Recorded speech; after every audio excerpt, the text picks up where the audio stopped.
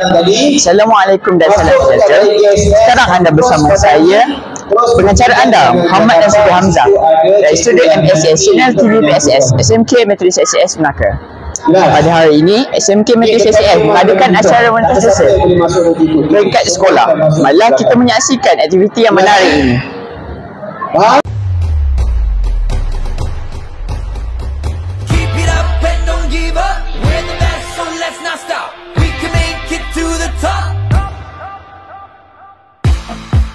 Melangkah dengan gagah menuju medan wira, semangat yakinkan menyela.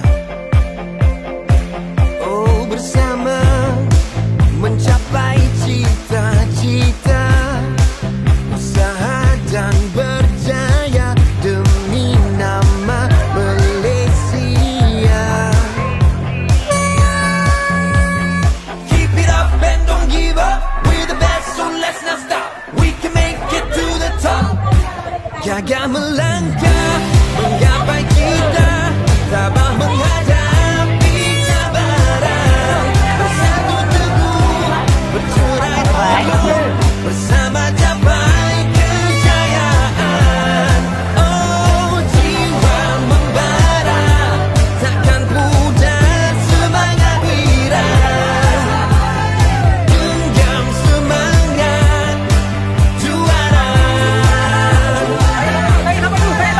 Bersama mengharungi teguh berdiri, segala cabaran menanti.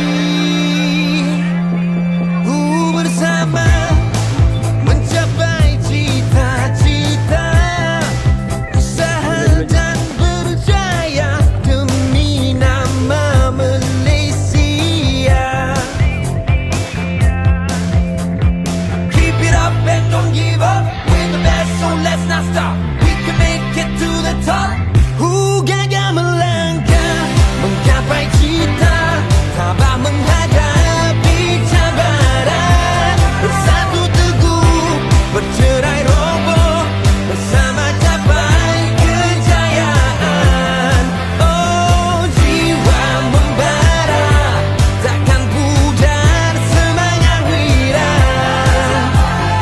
genggam semangat juara.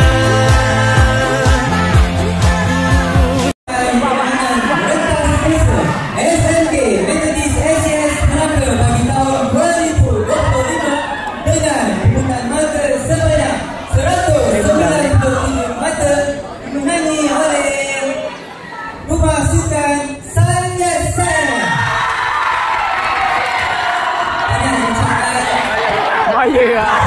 Bercerai roboh, bersama capai kejayaan.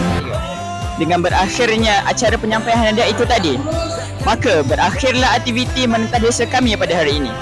At Extra Prospera, kegigihan membawa kecemerlangan.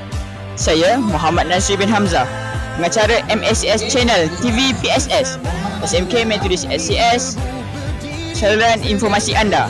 Sampai jumpa pada masa yang akan datang. Assalamualaikum warahmatullahi wabarakatuh dan sampai jumpa. Bye.